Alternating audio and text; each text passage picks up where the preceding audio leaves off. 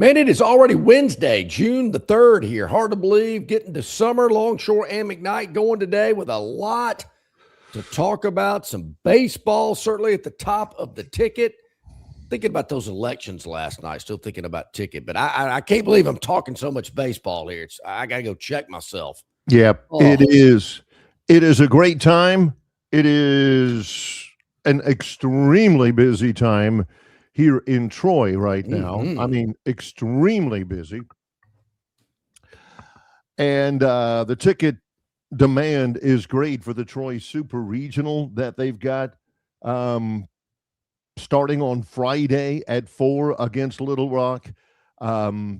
Auburn, we've had conversations already with, or I have, with Chris Stewart at Alabama, Andy Burcham with Auburn. Everybody's getting ready for their super regionals. And it is a high-level baseball day, a baseball week in the state of Alabama. And I am here for it. I'm here to tell you. Beginning on Friday, going through the weekend. Just a little clarification. Because somebody asked me, is this Arkansas Little Rock or just Little Rock? Well, it's the University of Arkansas at Little Rock. Okay. Which, they used to be in the Sun Belt Conference. Yeah. For many years. And, Troy has played them up there and played them down here. I think that we've played Little Rock 46 times. Whoa. But a few years, Wimp Sanderson used to be the head coach. They used to call it UALR. Yeah. But then they got wise and decided, let's just call it Little Rock, kind of like North Carolina's Charlotte is now called Charlotte. And the way UAB ought to just be called Birmingham, So that's what it is. They're in the Super Regionals for the first time. Troy is in the Super Regionals for the first time. So it's and Little Rock's mascot again? The Trojans. Okay. I thought, okay, yep. I got my story straight. Somebody asked me about Troy's opponent. I said, I believe their mascots are the Trojans. They're one of 3 Trojans in the Super Regionals. Yep, and those are the only 3 Trojans in the entire country. Yeah. Only USC, Little Rock, and Troy are the Trojans. They're all in the Super Regionals. How about that? So we've got that starting. Here's what the week kind of looks like ahead. Here we are on Wednesday. Again, he's John Longshore. I'm Barry McKnight. I'm finally back in my home studio after a week in Gainesville, although it was great. Tonight starts the Women's College World Series Finals. I'm over that. Between Texas and Texas Tech, 7 o'clock. ESPN is all over that. Alabama didn't make it. I'll be all over ABC 7:30 tip Game 1 NBA Finals. Exactly right. Yeah, you can have the softball. I'm over that. Now it's in San Antonio. The battle for the anybody Larry O'Brien Trophy begins tonight in San Antonio. The Spurs are hosting the Knicks in Game 1 of the NBA Finals. O'Brien. Right now, the Spurs. Let me Google that. Again, understand, I don't know what I'm talking about. The Spurs are favored to beat the Knicks. The Spurs minus 205. Yep. The Knicks plus 170. For the series. For the series. Yeah, not for tonight, for the whole deal. For the series, the Spurs were favored to beat the Knicks when they met in the 1999 Finals, but New York won the season series 2-1, including a win over San Antonio for the NBA Cup title back in the middle of the year, and an historic 11-game winning streak. You don't overlook that midseason tournament that they play. Yeah, a lot of people the NBA Cup. Yeah. Everybody back then, the old cliche.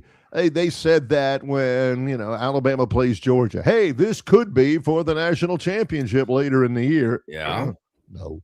That's true. But this is, this could be a preview of the NBA Finals. And everybody says, yeah, right, or such and such and so is looking good at Augusta National, having won the par 3. He's got to be one of the favorites. And no. But that time it didn't work out. Spurs and the Knicks in the NBA Cup Finals in the middle of the year. And now they're playing for the, by gosh, NBA Finals. Way Offsides Jeff brings up, I love these kind of points. He says Avery Johnson was the starting point guard for the Spurs the last time these two teams met in the finals. Wow, that's a good pull, Jeff. Avery Johnson played for the Spurs. Was George Iceman Gurn on that team? No, but that's an even better get. The Iceman. That was David Robinson, Tim Duncan for the Spurs. Yeah. Patrick Ewing. He tore his Achilles in that series for the Knicks. As a matter of, and Tim Duncan was named the NBA Finals, but it was Avery Johnson who hit the big shot at the very end to win the championship for the Spurs.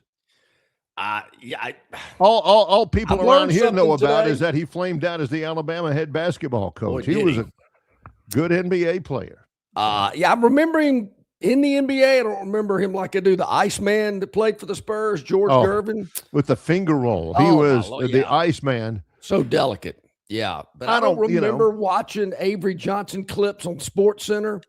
I might have missed those, but man, that's a lot of history. I did not realize that. 1999, Prince had a hit by that same title, 1999. But John's right, 7:30 tonight on ABC. The Women's College World Series final is on ESPN tonight. Yeah. A little sour on that. Tonight on the Golf Channel. Yes. On the Golf Channel, the Team National Championship. Bill from Baltimore, listen up. The Team National Championship of NCAA men's golf tonight, 5 o'clock Central Time on the Golf Channel. Auburn versus UCLA. Well, I thought it was Oklahoma State. I thought they were playing the Cowboys today, but I could be wrong. Yeah. I don't know where I'm just reading what I got in front of me. Auburn versus UCLA for the national championship. How are toilet paper sales? John, if you don't think people have had toilet paper rolls stockpiled for years, every year they go out and say, honey, get the 48 pack. It's on sale at Walgreens right now just to get ready for the season. And it's been sitting there for 6 years. You don't think they've already got like a hydrogen bomb shelter? Yes. Filled? I would hope so. Auburn beat Oklahoma State, actually, who has won it the previous 2 seasons. Oklahoma State's always had a good golf program there in Stillwater. Who was the guy? Scott somebody from Oklahoma State. Verplank? There you go. Yes, Scott Verplank was the guy, Oklahoma State. I will say this, Barry. I don't know why the Omni La Costa Resort in Carlsbad has been hosting this event the last couple of years. Never played that track, but what I'm seeing on television, it doesn't impress me. They need to play this event somewhere a little bit more fancy, somewhere a little bit more traditional, recognizable. Are you talking about Grand National? I'm all for that. Yeah, this is just some resort that any Tom, Dick, and Harry can go play. I'm thinking, and that's what it is. Yeah. So that's what it is. It's just, anybody can walk on and play. Well, you don't want that for a national championship. Just anybody can come in and plunk down their money and go play. Where they play the SEC championships at Sea Island is much nicer than where this place they're playing. Have you ever played that golf course? What is it? Dancing Rabbit? I've never played Dancing Rabbit. It's over in Philadelphia, Tunica, Mississippi. Philadelphia, yeah. It's part of that sounds like casinos. A spot, It's a nice track. There's no doubt. But I promise you, Sea Island's extremely nice. Well, I can promise you the SEC championships over there. Since we're making promises, okay. Before you ask, before this becomes a full-blown thing, If Auburn beats UCLA for the national championship in NCAA men's golf, yes, they will roll Toomer's Corner. It will get rolled. If Auburn is able to eliminate Ole Miss in the super regional, they're going to roll it then too? If they might. That may be a better one. If Auburn wins the team national championship in men's golf, they're going to be out there. They're going to be rolling. It's been a tough athletic season for Auburn. So I would hope that the masses, the family comes together. I still don't understand why you throw toilet paper in trees, but if that's what gets you going, go for it.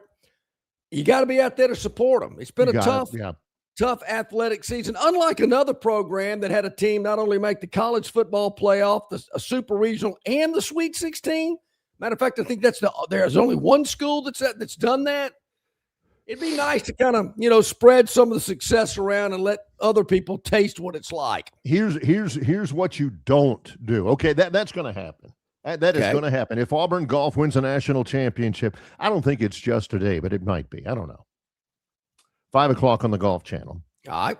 Here's what you don't do. You're not on the 18th green, up a shot, Jackson Coyven putting out a 10-footer, and you go running out to Toomer's Corner right then, and all the students are excited and everything, because sure as shooting, some golf official somewhere is going to say, oh, his ball moved, or he touched the ball with his putter on his address. Oh, that's a penalty. I don't even know what it is. 2 shots. Auburn loses, even as he holds it out. Here comes somebody running out from the side of the three-point line. I mean, somebody who misses a double. I mean, somebody who comes out and says, wait a minute. No, stop. That putter face touched his golf ball when he addressed it. And Auburn loses. You put the jinx on them. Auburn has had. Of course, we've seen that movie before. In a semifinal or finals? Was that against Virginia in the? That was in the national freaking semifinal. Yeah. Wow. Boy, that was a tough one. Tough one. I don't know. It's like Macho Grande. I don't think I've gotten over that either. Whew, man, that was tough. But I don't see that happening out in Carlsbad. And the worst part was all those sorority girls out there with toilet paper in their hand bouncing around, and all of a sudden their house mother or, their council president or somebody goes, what happened? Yeah, that was a tough and then one. They go back home. Oh, yeah, man. Flailing toilet paper in their hands. Wow. Well, we're hoping that doesn't happen today. Hopefully they can go ahead and win the national title. The first thing I think of, Barry, is what's going on in Tuscaloosa with golf. They got a $40 million golf facility up there. They won the Natty 5-6 years ago. Well, what's going on up there? That's the question I'm asking. In the TighterInsider.com message board. Here we go. This was actually, they do it military time. It was 9 o'clock last night. Man. Curious Keith, who's also on there with Sprinkle Bama, Mo Bama, Cool K, Bobby Flay, and King Kong. I like Miso Forney. Miso Forney. Miso Forney. That is the best. That's inspired right there. That guy had to be high when he came up with that one. Curious Keith, he says HTH, which is internet speak for how the heck. Oh, how the heck. All right. HTH, how the heck did Auburn get so good at golf? Mo Bama says good coaches, good facilities, and a generational player. Well, 2 of the 3 I can get by. I agree with that. The first 2, I'm not so sure. I mean, Alabama's got great facilities. I thought Jay Sewell was a great coach. I guess. I don't know what's going on up there. I'm just asking. I'm kind of wondering. But there's a once-in-a-generational player. It seems like Auburn Athletics is good about finding once-in-generational players. I don't know if this one cost $180,000, but hey, he can play.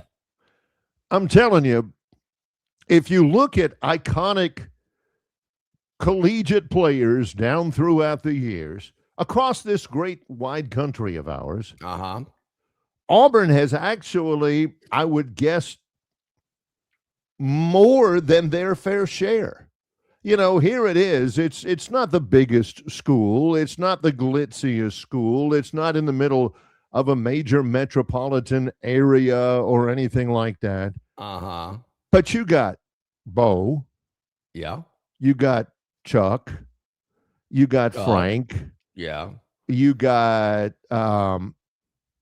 Jackson Coyven, who's probably the best amateur golfer in 20 years. He racked up another honor yesterday. Those don't happen. You got Cam.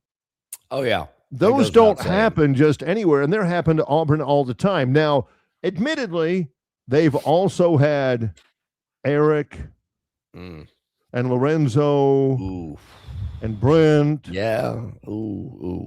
And Chris Porter, Moochie. So they've had. Those guys should be recognized for being able to complete so much academic work in such a short period of time. That's pretty impressive. The Lizard. Bible school on the top of a strip mall or not, still they got it done. Actually, technically, it was on the first floor for easy access. Teapot. Oh, yeah, I miss Teapot Brown. So, it's been a mixed bag. Yeah. But there you go. There you have it. Well, if they win the Natty in golf, I'm fully expecting the trees to be filled with toilet paper. No doubt. And maybe even if they win the Super Regional against Ole Miss, that starts Friday at 8 p.m. at Plainsman Park. I guess John from Wetumpka is going to tell me they'll be selling 4,000 hot dogs and all that kind of stuff up there. If there's another rain delay, yeah. I did see where the Bama coach bought the students some tickets. He was so upset by people leaving during a rain delay that he forked over his own money to buy some tickets for the students. Yeah, it's Rob Vaughn. I guess you're going to summer school, I guess. Yeah.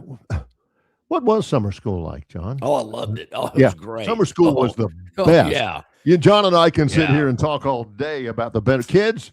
Yeah. Go to summer school. What are you missing? Come on. You don't know what you're missing. Get some college credit and go play golf every afternoon. All props to him. We've got lots to get to today, including CJ Duncan, Yellowhammer News. Yeah. He's like clockwork. You know what you're getting with him. Also, the money line magician. Yep. It's for you, Theotis. Whew. Get ready. Our guy, the money line magician, Josh Harris, gonna join us.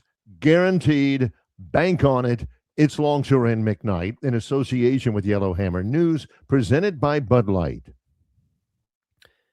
It's Earring Fest at Marguerite's Exquisite Jewelry, 8163 Vaughan Road in Peppertree, adjacent to Chappie's Deli. All month long, earrings are featured. The display cases are busting with beautiful earrings, like 1-carat diamond studs, just $249. That's right. 1-carat diamond studs for $249. How about this fabulous graduation special? Pearl stud earrings, just $99. That's right. Pearl studs, just $99. And of course, May's birthstone is the emerald, cherished for its rich green hue and timeless symbolism of renewal, love, and prosperity, making it a captivating choice for elegant jewelry.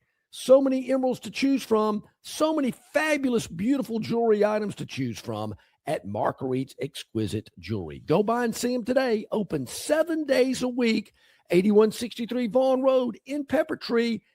Earring Fest all month long at Marguerite's.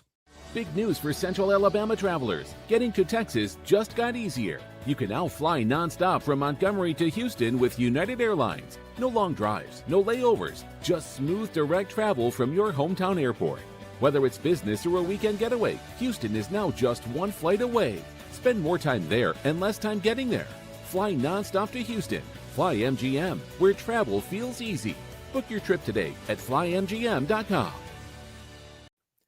Pravel Carpet is the most trusted name in flooring in the River region. Ray Bowles and his staff have an extensive line of Mohawk stain-resistant carpeting in all the latest styles and colors. Prattville Carpet also has hardwood, vinyl, and ceramic tile for all of your flooring needs. Professionally installed at the absolute lowest prices. Take advantage of cash and carry vinyl plank at just $239 a foot. Call them today to set up your free measurement for your home, office, lake house, hunting camp, or wherever you need flooring. 285-8117. That's 285-8117, or drop by 2201 Cobbs Ford Road in Prattville for Prattville Carpet. Alrighty, it is about 20 minutes past the hour. Barry mentioned CJ Duck and Yellowhammer News in about 10 minutes. Josh Harris, the Moneyline Magician, at the start of hour number 2.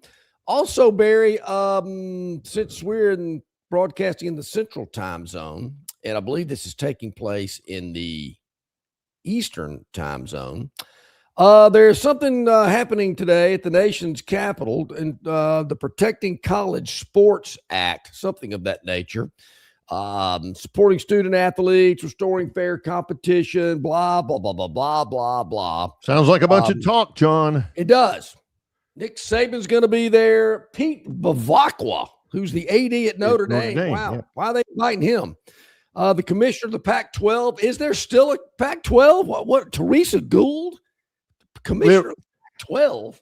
It's a new Pac-12. It's got Texas State, Utah State, Colorado State, San Diego State, Washington State, Oregon State, Boise State, and somebody who's okay, not my first response, if I was on this committee, those are nobodies. Well, what is she doing here? Well, we don't care about them.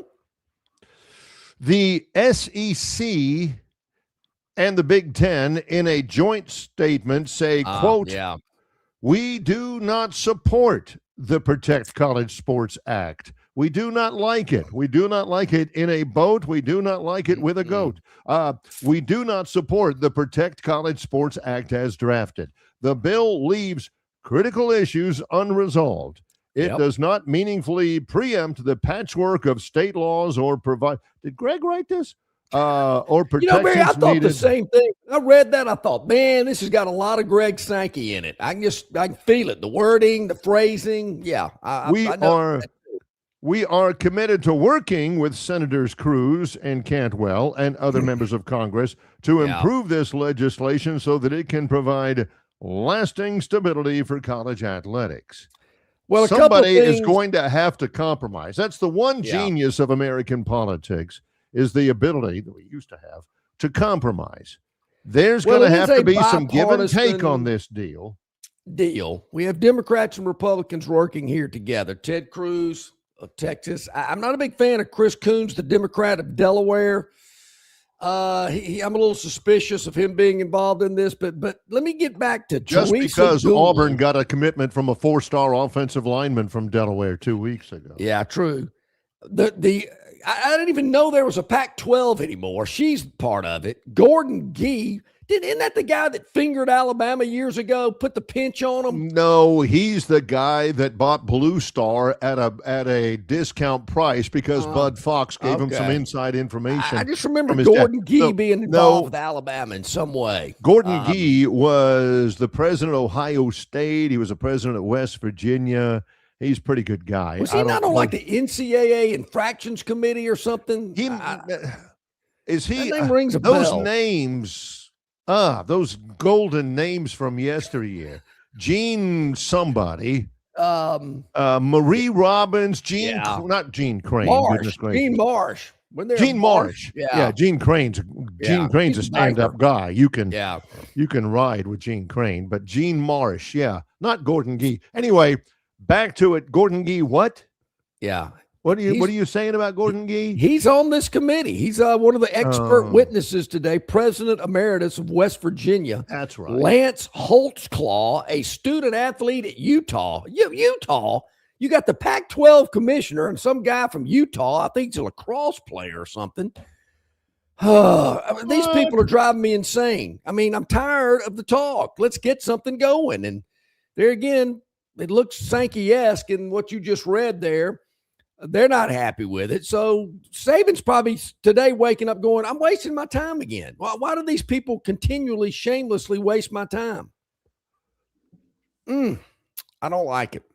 They don't have a prayer with that SEC and Big Ten support. Now, admittedly, this is not an NCAA issue. The SEC and the Big Ten don't have a vote, obviously. That's reserved for the men and women in Congress. But they do have the ears of their congressmen, and there are quite a few of them. The bill itself, among other things, it alters the House revenue sharing deal, which it affects it in a way that may result in fewer student athletes receiving direct revenue share payments, which needs to happen, whether you have them as employees or not or whatever. The school needs to be in charge of paying them, because you keep getting the boosters and the collectives, and that is just ripe for exploitation, shall we see. So there is that. It is happening today, and as sports broadcasters broadcasting in a timely fashion, we're just letting you know that it's happening. But I don't think either of us, even now with congressional help, which is what's necessary, I think there needs to be congressional help. But again, if they don't have a consortium of support from the Big Ten and the SEC, I don't think they're going to have a bunch of support. I don't get it. Yeah, you would think, Barry, these politicians and these people on this committee would know that going in. I mean, this touchy-feely stuff about, we got to let the Pac-12 get involved in the Mountain West. I heard some clip, some commissioner of the MAC or something, he's tooting his horn and he's all hot and bothered about what the SEC and Big Ten are doing. And I'm thinking, well, you don't seem to mind when you're picking up a check playing one of those schools in football early in the year, and don't, poke your chest out like we don't like what's going on. Look, you're lucky you're getting what you get. The way I look at it, until somebody talks tough to these people, puts their foot down and go, look, well, this has got to stop. Look, without us, you folks are done. Let me interject here. There is one man, and you just heard him. Yeah. I don't know if it's carried on C-SPAN or what they're going to do. It's probably carried somewhere where you can watch it online or anything. What I want to see is the congressional hearings. Number one, they'd get great ratings, and have on there, they're having some, whatever he is, a pole vaulter or a javelin thrower from Utah. Yeah. Some lady from a conference that John thought was dead. You need to have John on here saying, look, Teddy, you're my guy, okay? But we got to, this is what needs to happen. Yeah. And then just say to them what he just said to us. That's what needs to shake it up. Did they wad up a bunch of balls of paper with people's names on it and just stick their hand in the barrel and pick one out and go, hey, look, a lacrosse player from Utah. He's our guy. I mean, how did that work? The Pac-12 commissioner? How many people out there even knew the Pac-12 was still around? Of course they did. Everybody did. I kept telling you over and over again. I certainly didn't. We'll ask C.J. Duncan if he knew there was still a Pac-12. He did. C.J.'s a lot smarter than both of us combined. That's coming up. C.J. Duncan, Yellowhammer News. It's Longshore and McKnight in association with Yellowhammer News, presented by Bud Light. Phoenix Physical Therapy is ready to help patients recover, recharge, and rise. They develop a customized therapy plan for each patient to get them back to enjoying their favorite activities. Their experienced team is committed to providing exceptional care in a professional environment. Whether you're looking to prevent or treat an injury, recover from a recent illness, or recuperate from surgery, schedule an appointment with one of their clinics and take advantage of physical therapy, athletic training, workers' comp, and employer solution services. Get back in the game, get back to work, and get back to life with Phoenix Physical Therapy. To find a location near you and to schedule an appointment, go to phoenixphysicaltherapy.com. That's phoenixphysicaltherapy.com. Why Hands? At Hands Heating and Air, you get this area's highest ranked service provider with 24-hour repair service, no overtime charges, and their same-day service guarantee. Plus, instead of other companies' 30-day repair warranty, Hands gives you a 3-year repair warranty. Hands Heating and Air is here for you 24/7, 365. And service is not just something they do, it's their way of operating, for you in mind. All of Hands employees are trained to adhere to this standard. They work hard to ensure that this standard is maintained, and they are constantly looking for new ways to better serve you. Call Hands Heating and Air today at 508-5382. That's 508-5382, or find them on the web at 834hands.com. Okay, welcome back in, everybody. At the bottom of the hour here on a Wednesday, we bring in our friend CJ Tunkin, Yellow Hammer News. He's all dressed up, looking good today. Hey, you're not in D.C. at this Protecting College Sports Conference, are you today, CJ?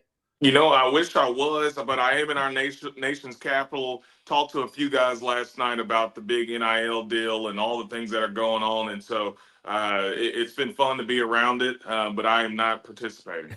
With all of the nuances and all of the intricacies of it all, we're not gonna go through all of those or anything like that.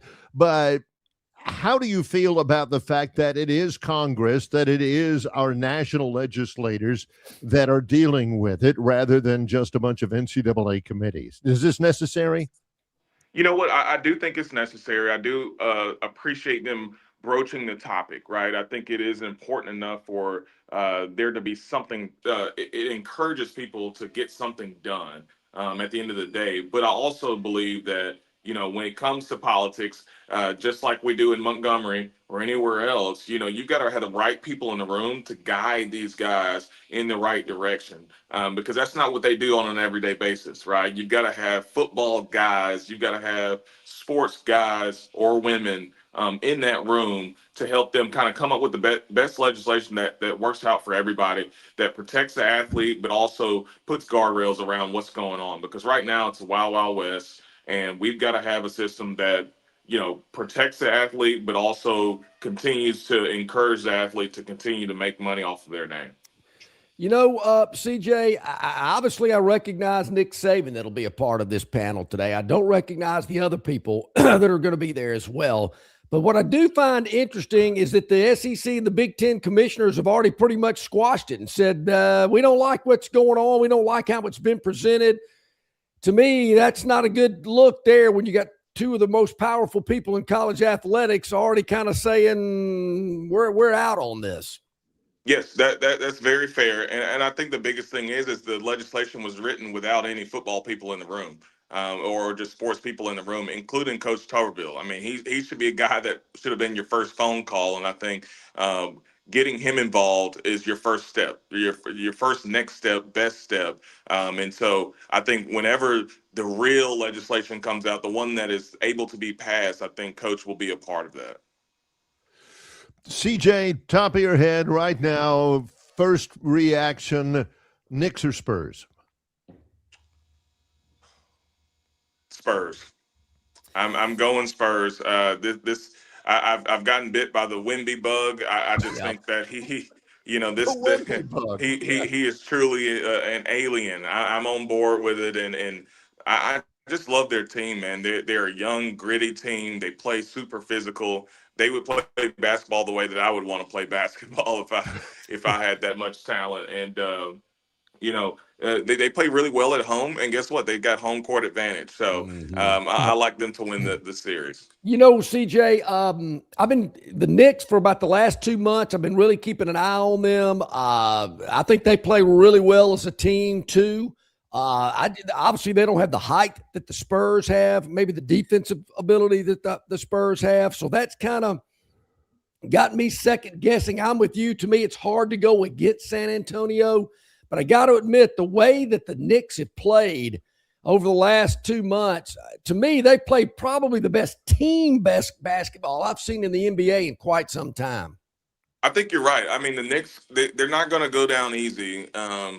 they're a team that's going to probably take this to 6 or 7 games. But when I watch the Knicks, I do see holes offensively, right? There are guys on the floor that are really, really good defensive guys, but you can kind of leave them open on offense, including Josh Hart. So Yeah. I'd imagine that the Spurs are going to take advantage of that. And when they get on the offensive ball, that being the Spurs, I mean, they've got shooters all around Wemby. All those guys can put the ball in the basket, and OKC saw that firsthand. And to knock out the defending champs as a young team like that, they feel pretty primed. And listen, I was one of those guys that said, "Hey, maybe they're a year away."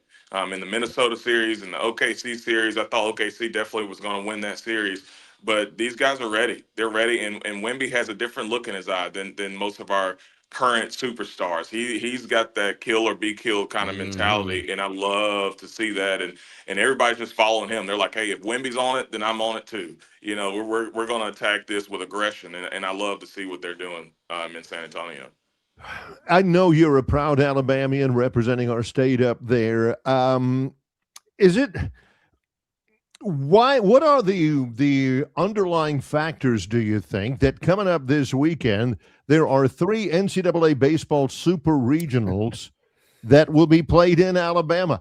I'm sitting here in Troy, Alabama right now, CJ, and I can promise you it is nuts right now as Troy gets ready for a super regional, Auburn hosting and Alabama hosting. I've always thought Alabama is an underrated baseball state. I know you're proud of all of the accomplishments there.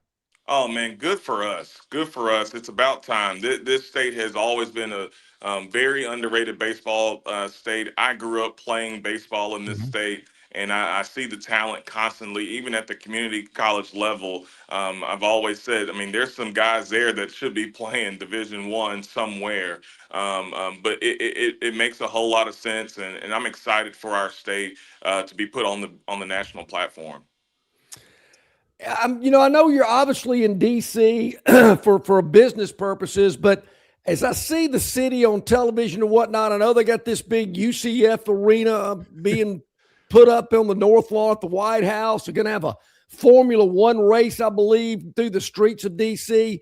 Can you see that type stuff as they get ready for the 4th of July? I mean, they're getting the racetrack ready along with all the other stuff they're going to be doing? Absolutely. No, definitely. And this is such a beautiful city. I mean, if you haven't been here, you've got to come. I mean, I tell my wife all the time, it's gotten to the point now where she's like, all right, I'm going to start coming on some of these work trips with you. But I love DC as a city. It's top 3 or 4 for me as far as cities in America to be at and it's just constant motion, constant hustle and bustle, but it's just a beautiful city. There's so many things to do outside of politics.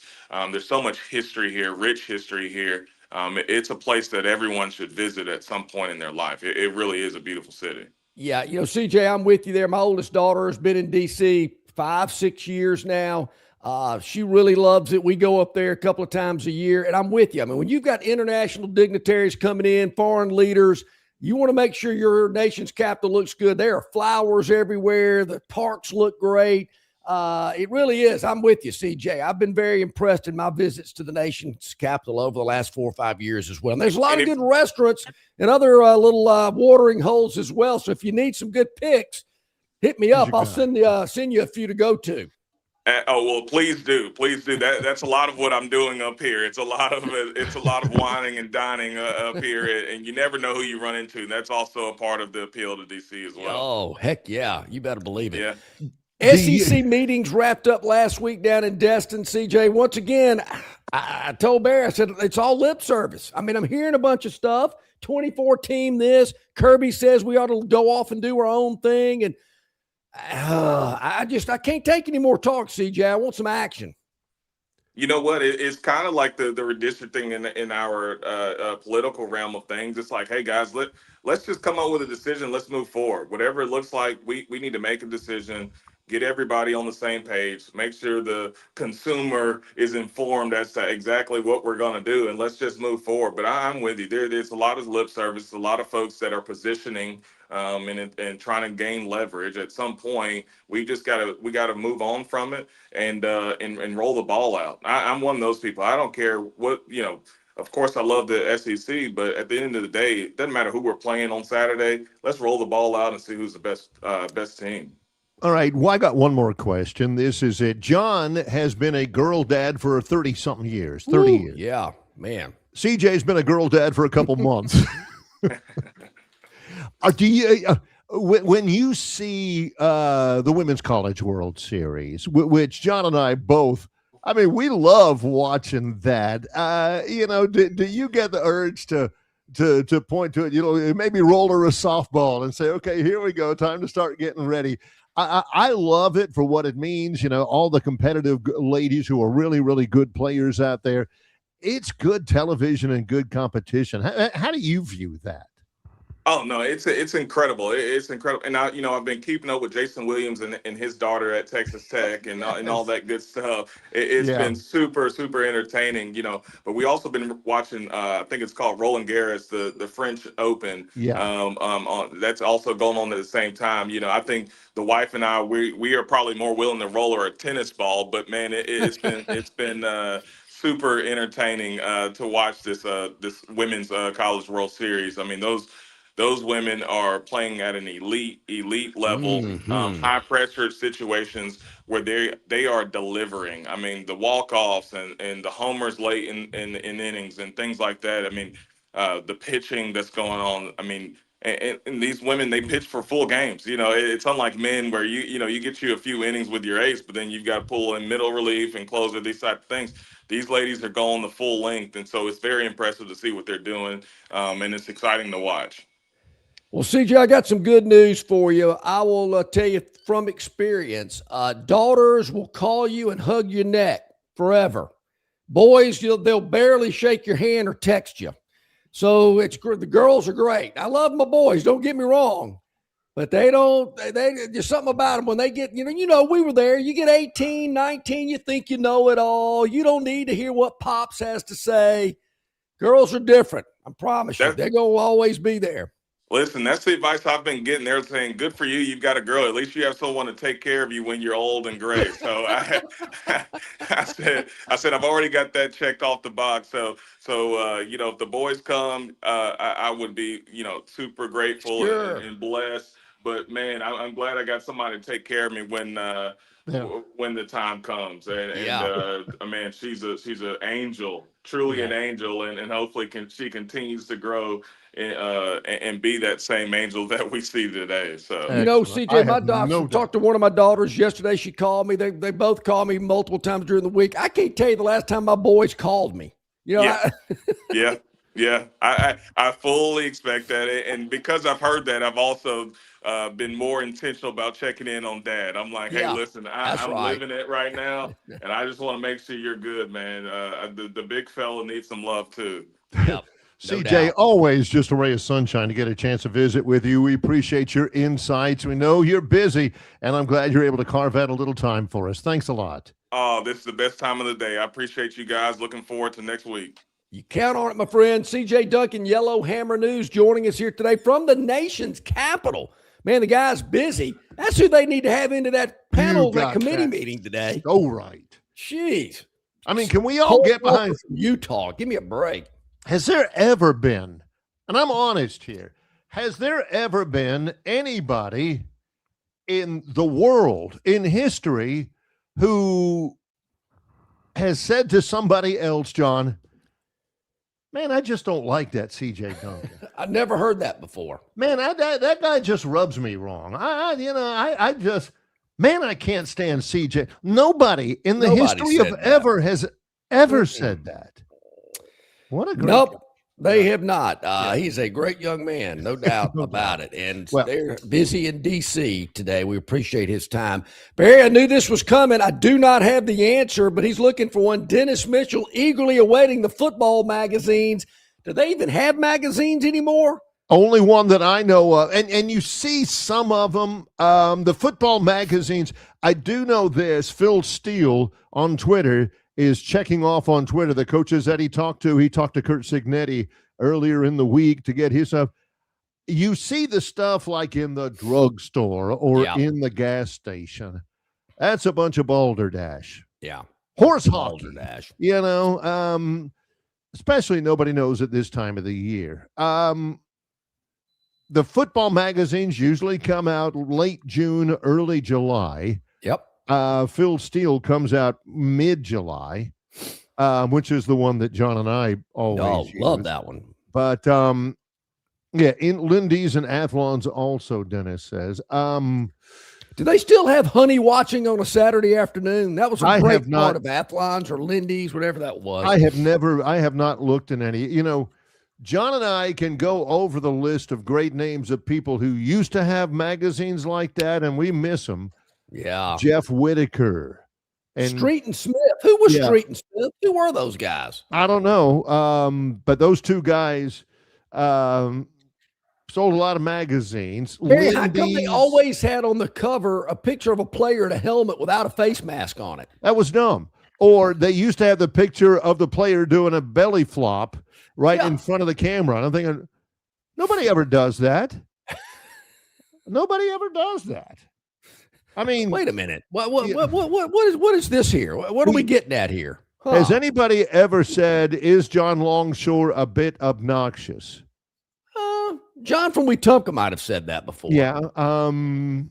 Maybe some other Auburn people. That's probably it. Yeah. I don't know. But Dennis also he's very busy. He says, Barry, do you miss Little Rock not being in the Sun Belt? It's been a few years.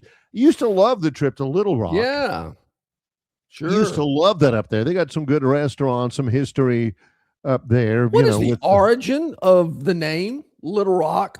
They named the city of Little Rock after that Reba McEntire song. People don't realize this. That's right. But that's where the name came from. Oh heck, I don't know. It's probably some Native American. That was Baton Rouge.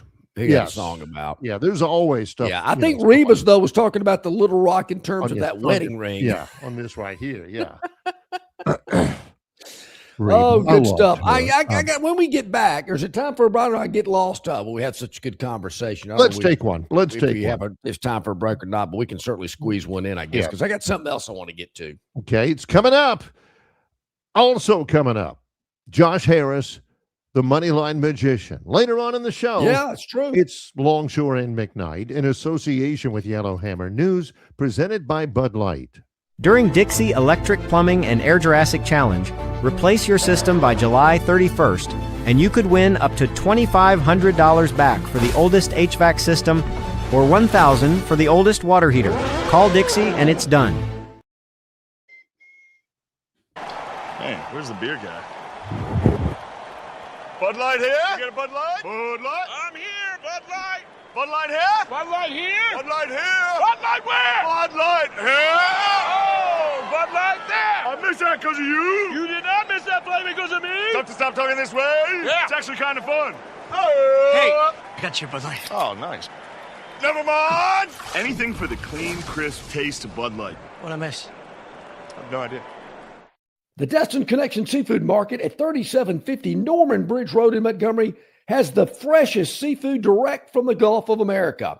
I'm talking red snapper and grouper, all sizes of Gulf shrimp, jumbo lump crab meat and crab claws, Louisiana Bay oysters, and New Bedford scallops.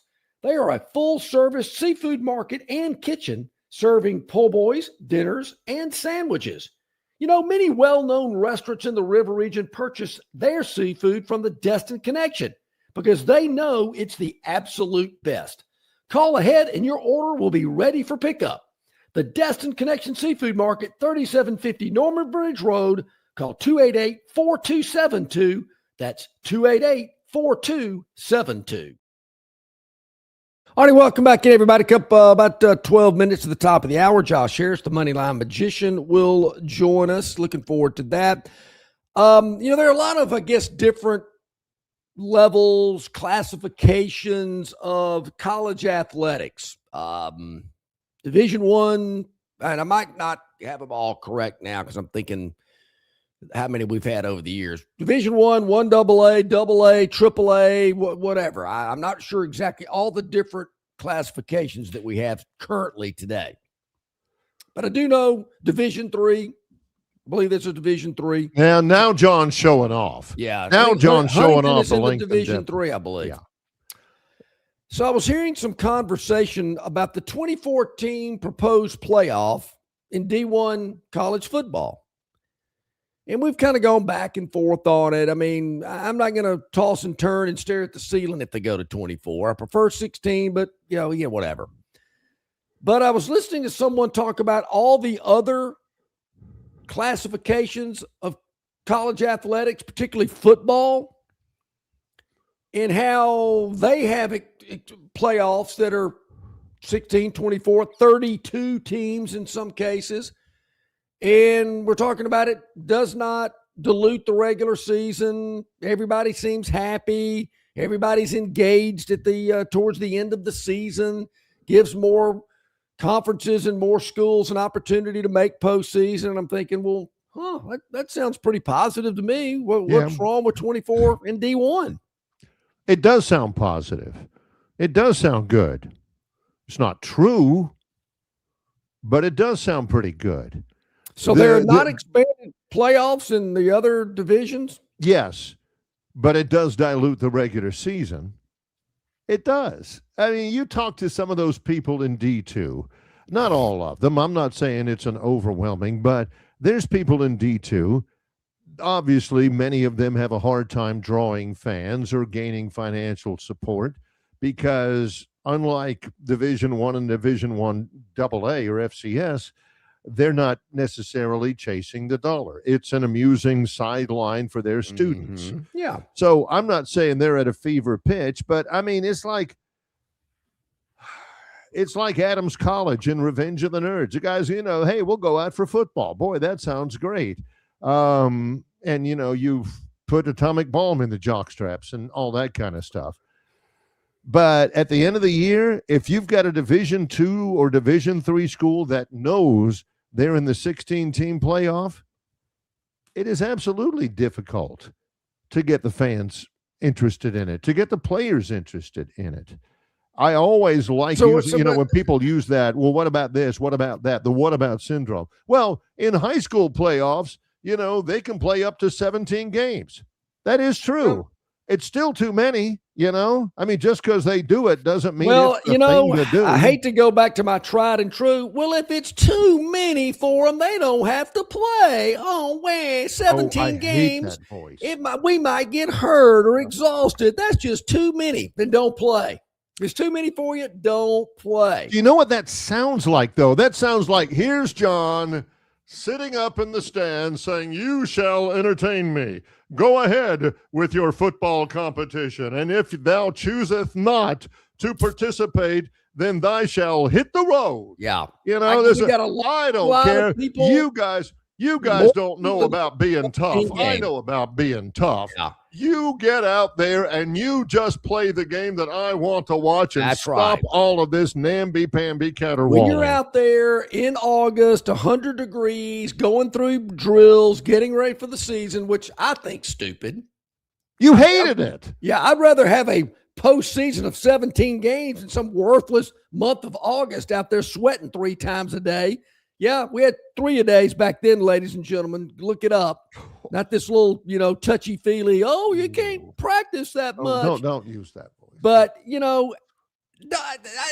never, to me, has diluted the regular season. You're still you're playing for positioning, seeding. You're wanting to win to get that bye, to get that home field advantage, to get that top seed. Same thing in basketball. You're still trying to win to get the best seeding possible. So diluting the regular season, I don't buy that. I mean, the Iron Bowl might be diluted if Auburn and Alabama have to meet the next week in the SEC championship. I got to see it to believe that. I don't believe that for 1 minute. I absolutely believe it. I mean, it's not like it'll be a ghost town with tumbleweeds going across the middle of Bryant-Denny Stadium. I'm not talking about that. We're talking about everybody's like, no big deal.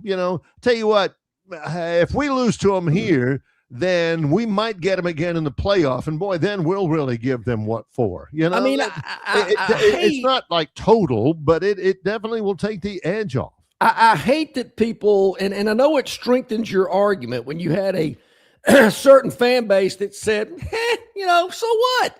Got beat by our in-state rival? ended up winning the national championship. So what? That's what it's all about, winning the Natty. So, I mean, I get it from that standpoint. I mean, I don't know if Auburn fans are going, we won that Iron Bowl back in 20, whatever year it was, 17. Yeah, but Alabama went on to win the national champion this year. Yeah, geez, I wish you wouldn't have mentioned that. Tobias says the ironic part about a 24-team college football playoff is that the schools still won't schedule a tough Power 4 matchup. It is mandated in the SEC. It's not mandated in the Big Ten. Yeah. And it's not mandated how powerful the Power 4 team is. I imagine when the SEC passed that rule, I imagine Purdue was having their phone ring off. Wake Forest was saying, look, Marge, no more calls from the SEC. I would think Indiana probably got their phone was ringing off the hook. They were terrible before Cignetti got there. That is true. And they still don't play anybody. And I think that's an issue that has to be dealt with. I mean, Indiana played nobody out of conference last year, not playing anybody this year. Neither is Georgia. As a matter of fact, if you want to get down a little closer to home, I mean, they play Georgia Tech every year. Yeah, okay, sure. Mm-hmm. Alabama still has Georgia Tech on the schedule. They've got Notre Dame. They've got Ohio State still on the schedule. Boston College. Boston College. Didn't they have Oklahoma State or something like that? That's Greg. Good job. What I'm asking though about that is, if they got rid of Oklahoma State, why is Virginia Tech home and away still on the schedule? Why is Minnesota? Why is Arizona? How do they say it? Stay tuned.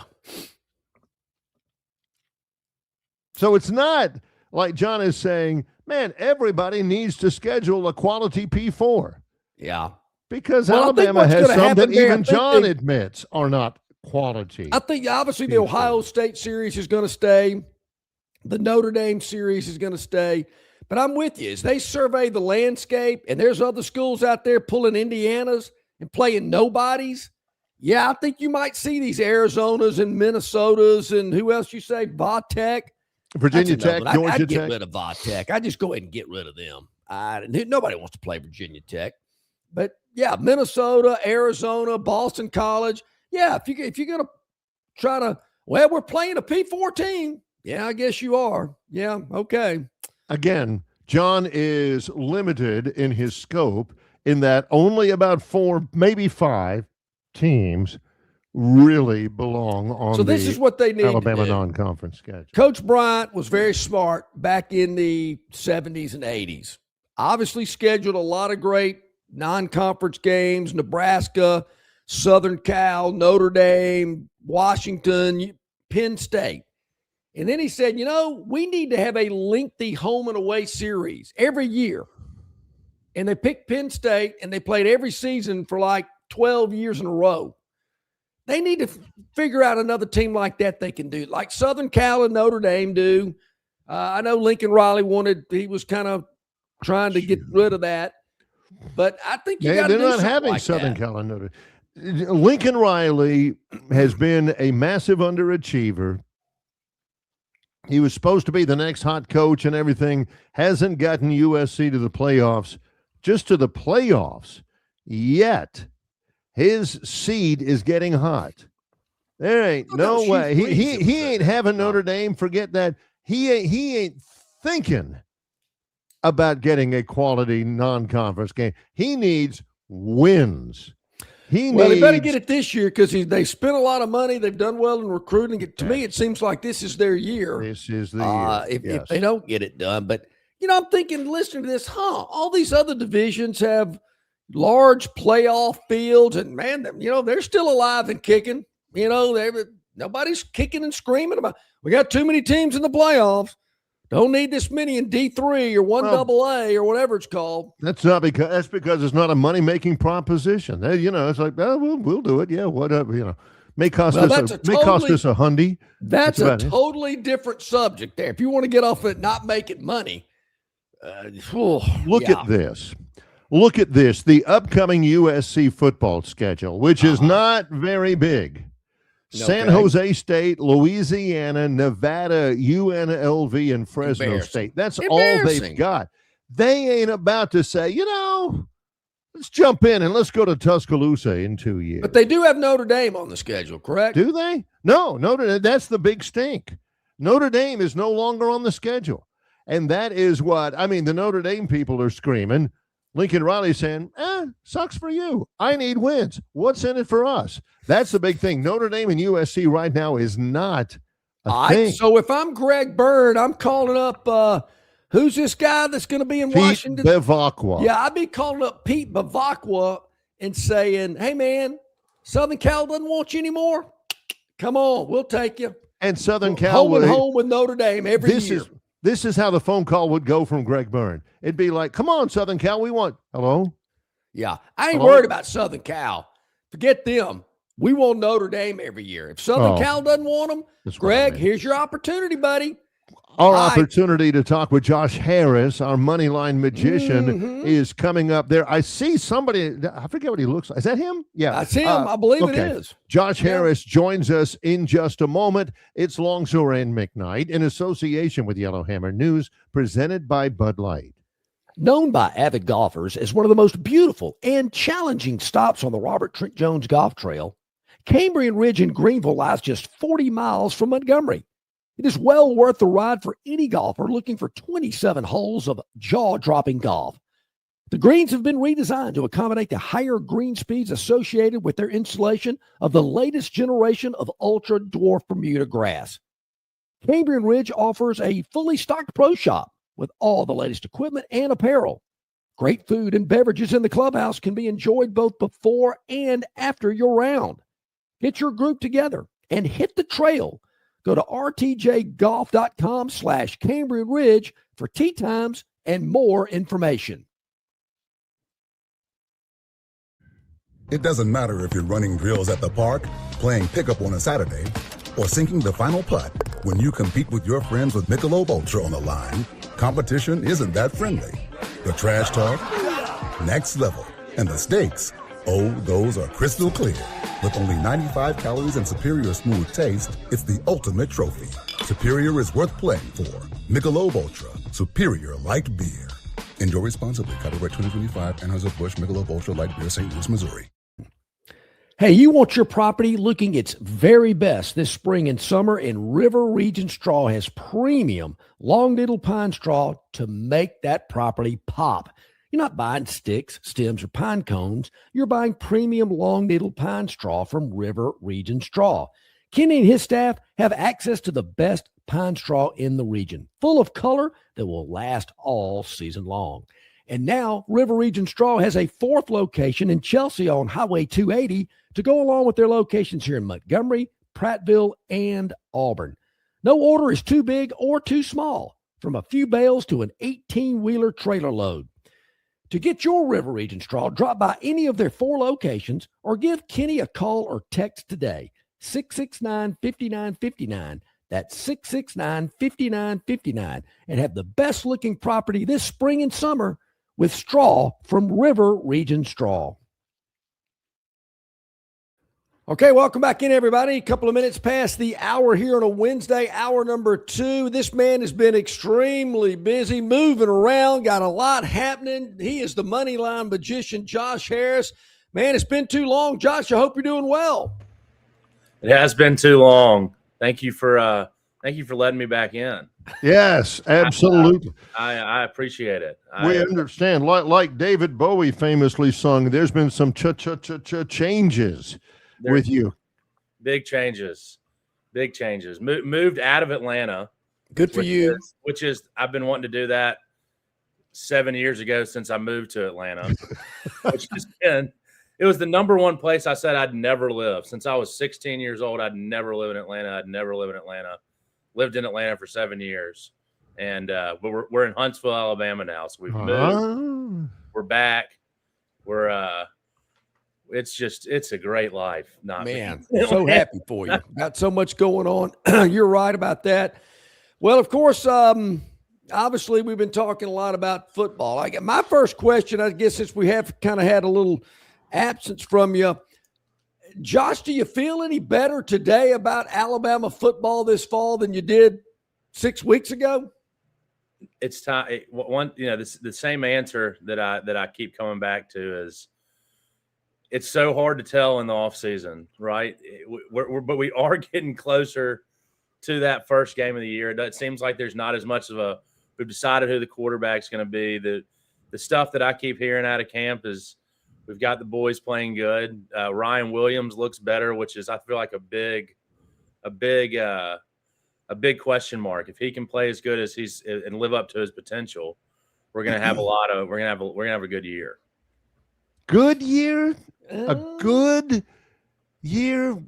Good does not fly in Alabama fans. So like SEC championship, national championship. Okay. Not a 8-12, 8-4 win season or something like that. John told you to say 8-4. I know he did. John told you to say an 8-4 season. But I saw something the other day. Auburn it was on I think it was on Instagram or something. It was Auburn's the most chaotic football program in the world. They could win 7 games, they could win 11 games, they can beat you, they can do this, they can do that, and I would have to agree. You never know. You just don't know.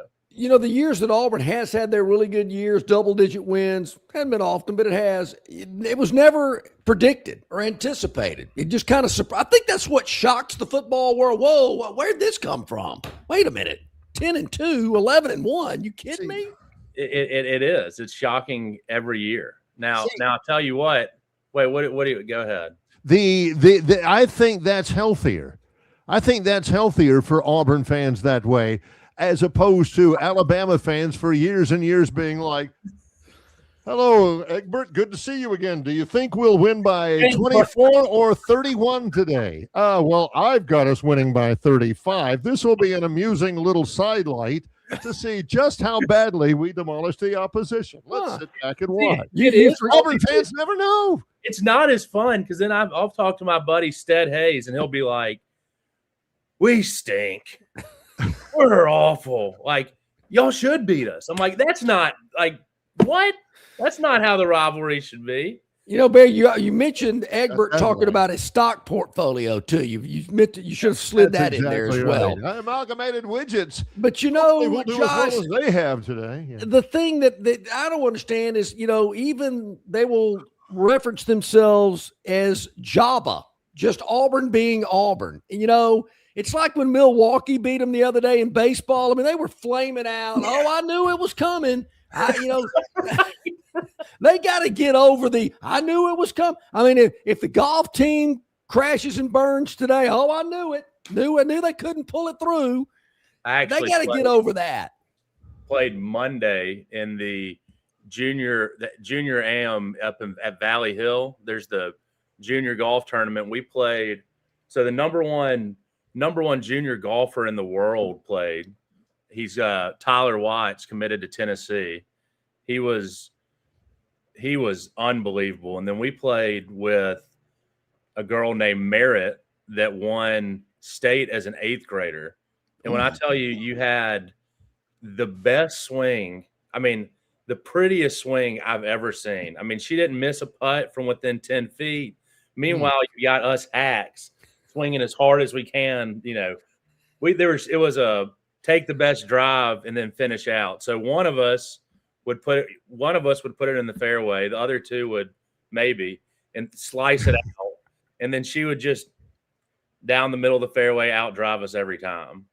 I think we took maybe 1 or 2 of our holes and we shot. I hate people like that. You know, Josh, when I've played in events in the past, sometimes I go, I don't think I'm even going to hit on this hole. Let's see what you do and let's, speed this thing up a little bit. And there's some guys in that scramble that you're like, thank God. Yeah, go ahead. Let's keep walking. And then you'll be like, listen, she'll spray one out. And we had one guy in our group. He was like, it's all right. You'll be okay over there. You just might want to. I'm like, man, shut up. Yeah. What, he's paying attention to you anyway. Listening to you. Are you feeling any of the electricity at all from Alex Golesh. Do you sense there's a sea change that was going on at Auburn at all? Are you buying any of that, Josh? I mean, it's got to happen at some point, right? So you can't put that on a bumper sticker, though. You could. Auburn football. It's got to happen at some point. That would be that actually. I might. I'll That's call a you good out. one. We might have to. Yeah, might have to get on something with that. Now, what I am buying into, and I never really thought I'd get that into it, is I forgot how entertaining this time of the year is around postseason baseball, around the tournament, postseason softball. It was 10:30 at night. I had the double screen on watching Alabama, Texas Tech, Auburn versus Milwaukee, and it was like almost simultaneous. I was going to ask you about that. Like we would, Texas Tech would hit a home run, Auburn would hit a home run. Milwaukee would go 3 up, 3 down. Alabama would get. So I was just like, both the teams I was pulling for were just a disaster. And the reason I started getting back into it is my grandmother. Oh. She watches every softball game, and so I was pulling. I was pulling for Alabama, but I was really pulling for Gigi. I was like, we better win this game for Gigi. Gigi's gonna be upset. I don't want my grandmama to be upset. It was entertaining though, and the baseball team's looking good. It is exciting to see those top tier players like Justin LeBron play. I mean, we don't get players that come out of Alabama like that very often. I mean, we have, I think we have one guy that's in the, I think it's Cade something that plays for the Cubs right now in their minor league organization. We just don't have that many players that make it to the pros. So it's exciting to see some big prospects come out of Alabama, especially after the disaster we had a couple of years ago. Yeah. Sticking with baseball, you mentioned you lived in Atlanta longer than you wanted to. 7 years, I believe you said. Mm-hmm. And I do know you have followed the Atlanta Braves. Is it too early to talk about them? I know there's a lot of giddiness out there and, where they're standing and their win-loss record. And, I keep emphasizing that they hadn't played anybody. Their schedule's weak.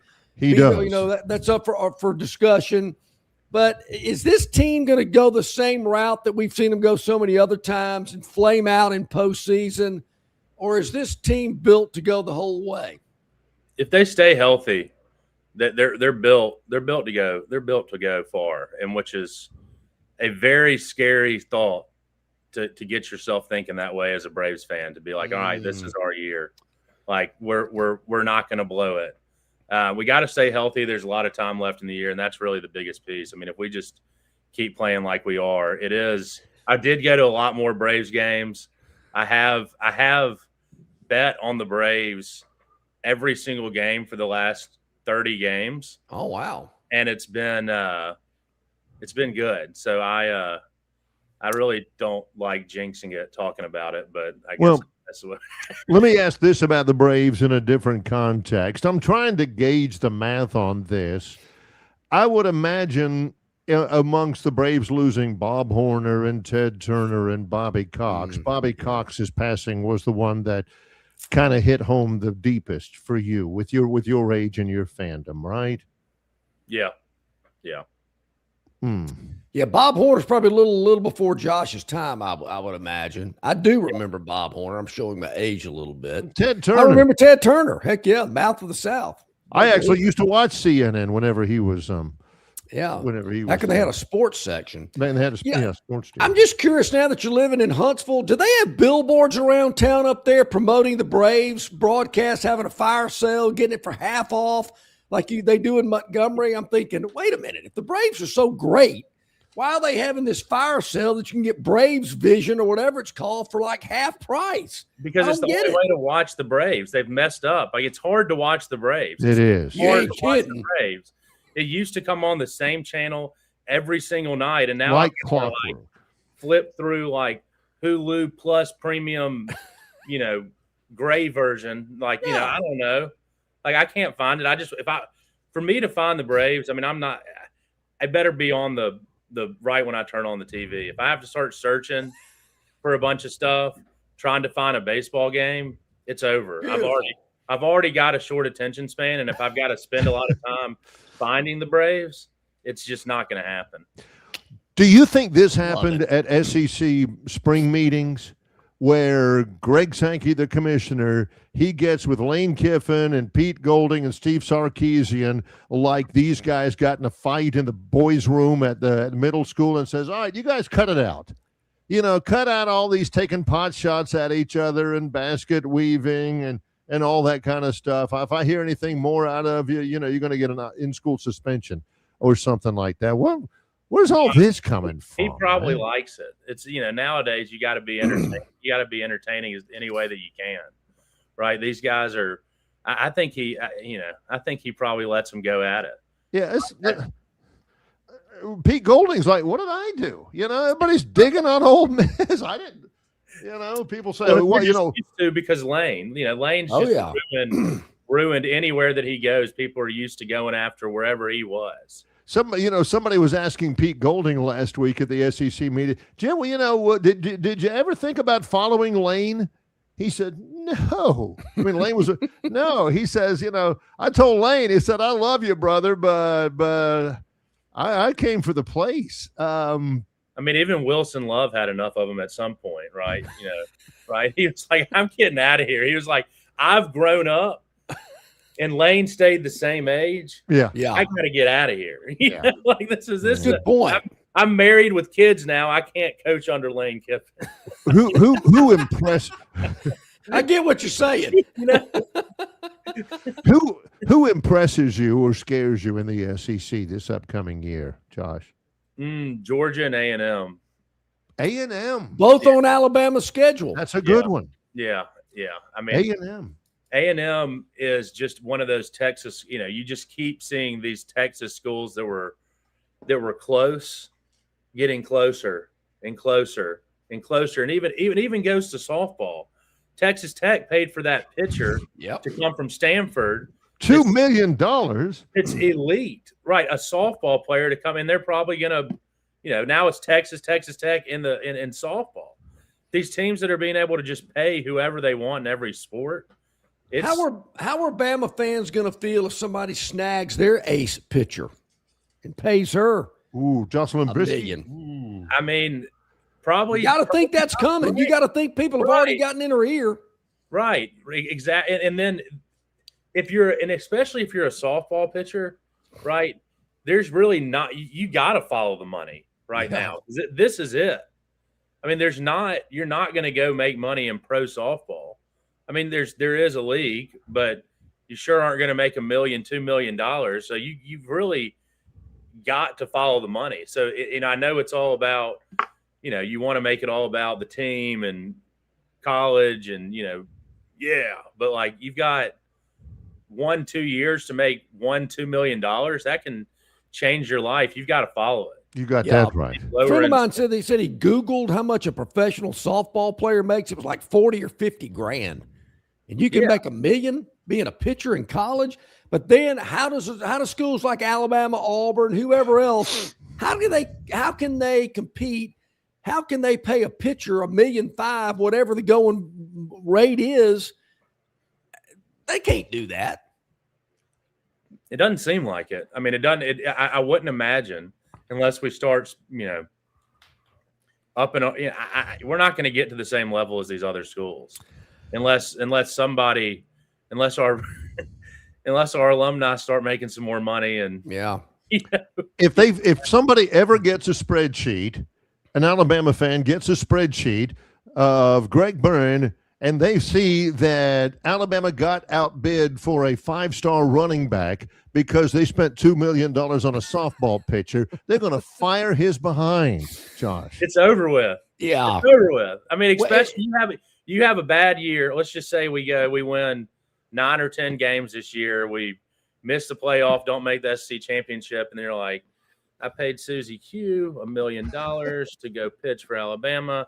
I paid this golfer. I paid this. We did do wetter and swimming, and they're going to kill him. It's over. Swimming. It's over.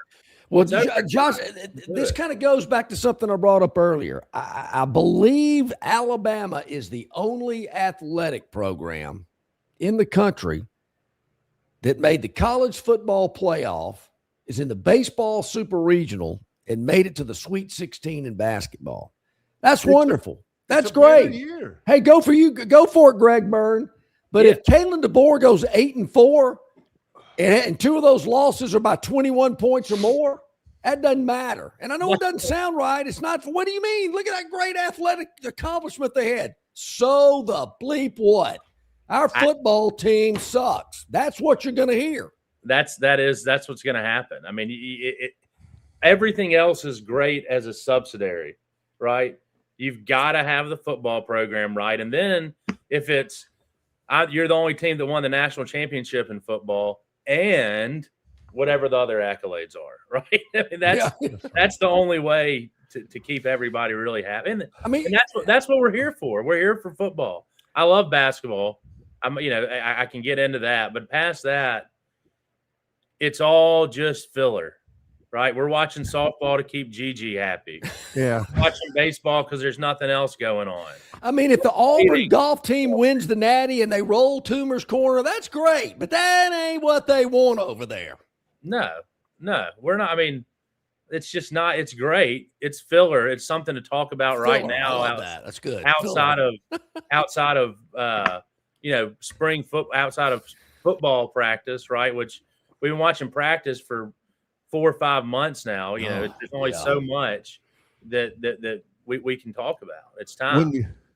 When you're ordering that crimson wine, that part of the money from wine sales goes to Alabama NIL, and you get that big box. Guess what?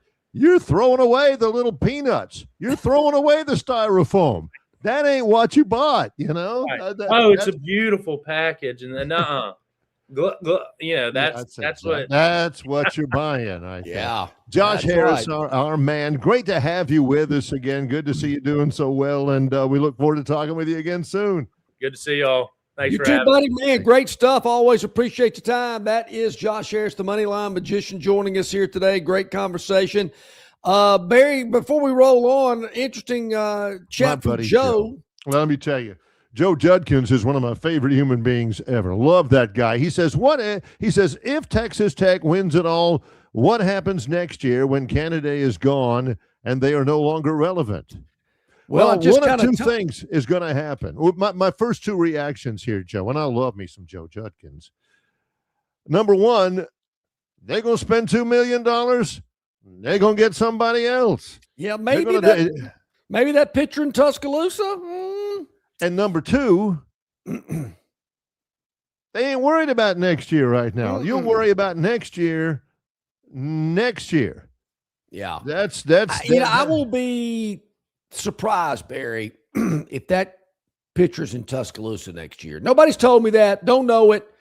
But I got to think a school like Texas Tech or someone else that has already shown that they're willing to pay that kind of money for a pitcher. You don't think they're not going to call her up? Hey, we sure do like what we see out of you. How about coming out here to Lubbock for $1.2 million? Unfortunately, they can't do it right now because it's against the rules to do it right now. Yeah. Well, when we come back, it is the Phantom's Daily Dog, our daily feature. That's right.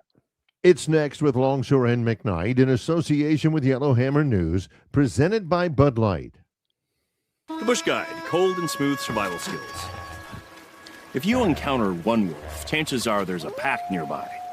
Fortunately, the same applies to beer. Head for the mountains of Bush. The Bush Guide, cold and smooth survival skills. To avoid going in circles, make note of recognizable landmarks, like that. What's wrong with going in circles? Different circles, Ross. Okay. Head for the mountains. All right, man, grab a Budweiser and take a knee. It is the best time of the year. It's baseball season. That means sunshine. It means behind-the-back peanut tosses. And it means sharing some cold, frosty Budweisers with your boys. Because there's nothing more American than watching America's game with America's beer. So let me ask you something. Are you ready to bring your A game? Are you ready to cheer every frozen rope down the line and amazing catch at the warning track? Are you ready for pitcher's duels and slugfests? Tell me, are you ready for the thrill of an incredible walk-off victory? I can't hear you. Are you ready for Budweiser and baseball? Then get on your feet, raise an ice-cold Bud, and let's make this season larger than life. Great times are waiting. Get some Bud! Enjoy responsibly. Budweiser Beer, Anheuser-Busch, St. Louis, Missouri. All guests of Longshore McKnight appear on the City of Montgomery guest hotline.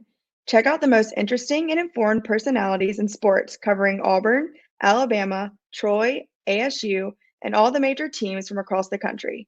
John and Barry have the best guests brought to you by the City of Montgomery. To find out everything you need to know that is going on in the capital city, check out montgomeryal.gov. That's montgomeryal.gov, the capital of dreams. About 25 minutes past the hour. Glad you're with us here today on the program. Hit that like button. Hit that subscribe button.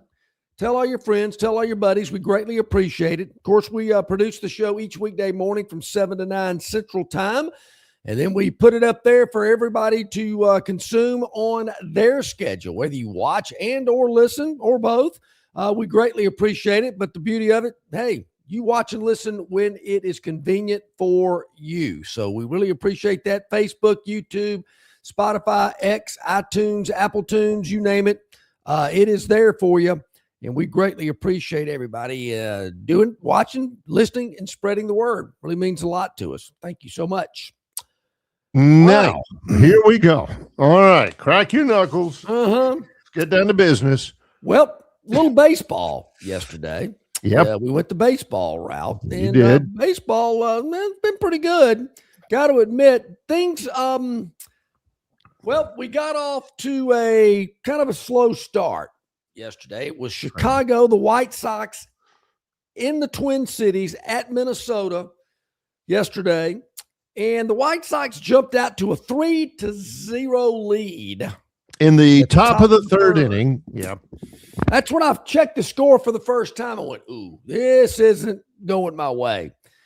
So Minnesota was able to scratch across a run to make it 3-1 heading into the fourth. And that's when things got interesting. As Minnesota blanked Chicago in the top of the fourth, and then they went in and put 4 runs in the bottom of the fourth. And that's basically all we need. We had an insurance run at the bottom of the fifth.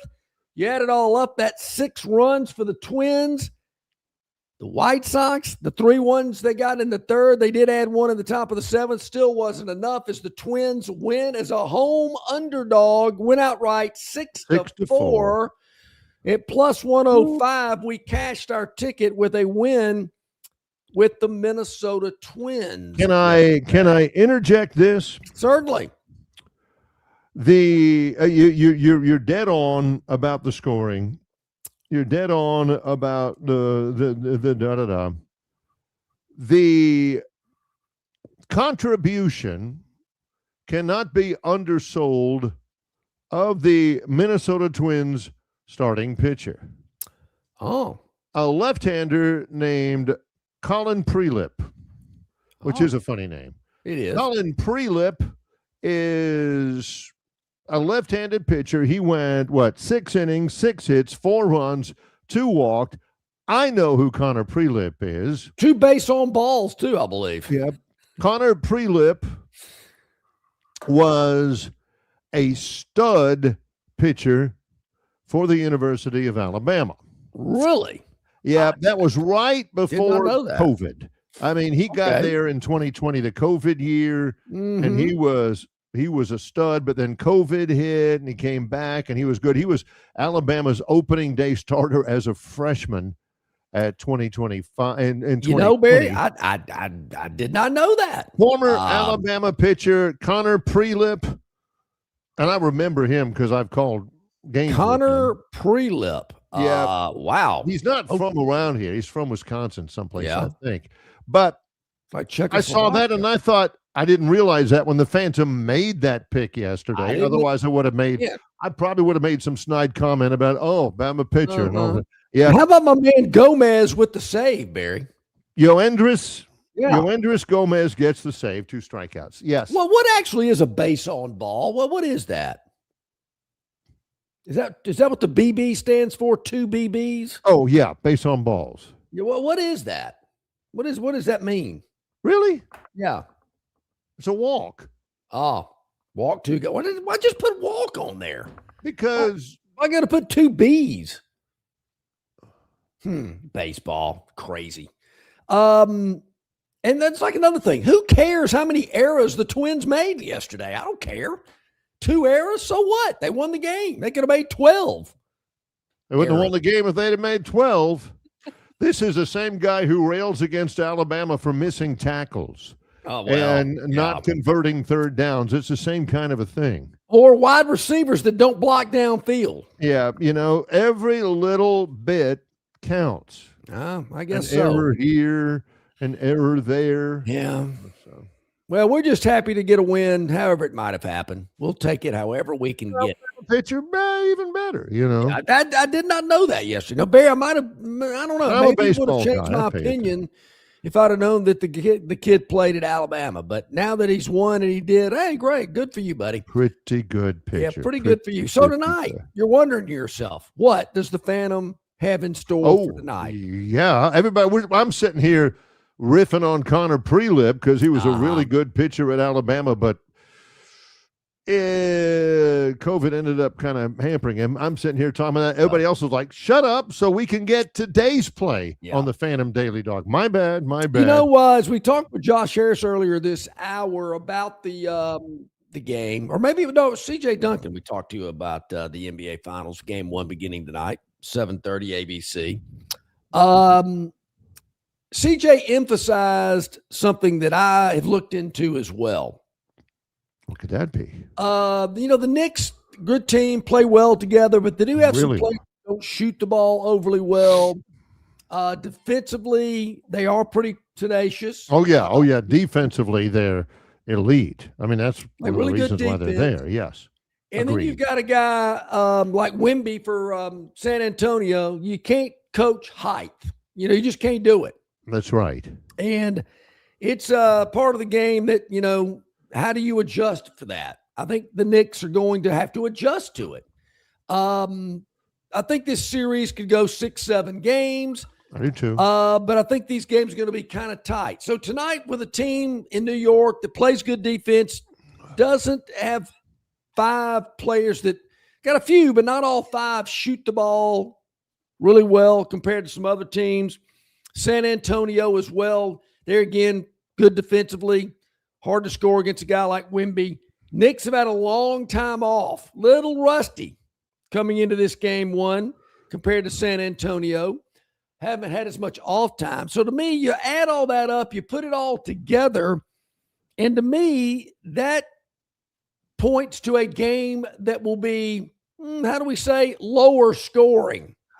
Maybe not. The clock operator might not be as busy tonight as he will be for future games. The total in this game, 218.5. And San Antonio is a 4.5 point favorite tonight. Not so much worried about them being a favorite. I do like the total here of under 218.